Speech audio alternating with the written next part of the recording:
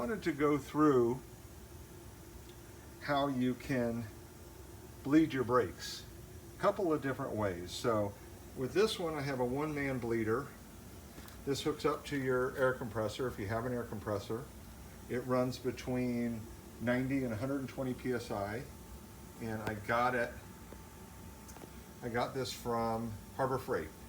So it was, well, if I remember right, about $30. It wasn't very expensive. I'll try and look it up and link it. So it's got this clear tube that attaches to the bleeder screw, and this goes right over it, slips right over it just like the rubber cap does. And then you use your wrench to loosen it. And with the, I couldn't do it when I actually had the compressor on because you wouldn't be able to hear me. So, but what you do is you squeeze this trigger right here, and as that sucks out, then you loosen the bleeder screw and you look for the air bubbles. And as the air bubbles pass through the tube, you wait till it's clear. And when it's clear with no air bubbles, you tighten your screw back up, let go of the handle, and you're done. And you do this on all four corners. So this is obviously one of the front disc brakes. And you work from the farthest back. So on most cars, you go from the farthest point of the master cylinder. The great thing about this, you never want the master cylinder to run out of fluid. So the great thing about these kits is it comes with a bottle here that sits inside and it keeps it continuously filled. So as you pull the old fluid through, it puts new fluid into the master cylinder and brings it through the lines. So it is a great little system for one person. So on the rear brakes, it works the same way. And here's the nipple right here. So you put the hose on there, you loosen it, and suction with the handle, and it pulls through, and you pull through until you see. So when you're bleeding brakes, though, you want to go from the farthest from the master cylinder to the closest. So with most cars, in case this 10th gen Corolla, I start at the right rear, I go to the left rear, to the right front, to the left front. And the right rear will take you the longest. It's the longest path, has the most air in it.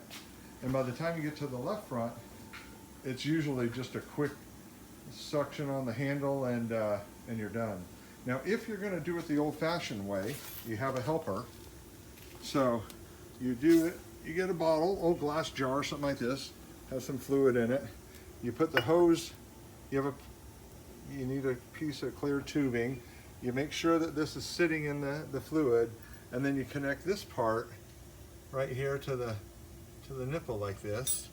So this would go on like this, and you just do it manually. So you will tell the person to push the pedal, and then when they push the pedal to the floor and hold it to the floor, you loosen this bleed screw, and you'll see fluid and air come out.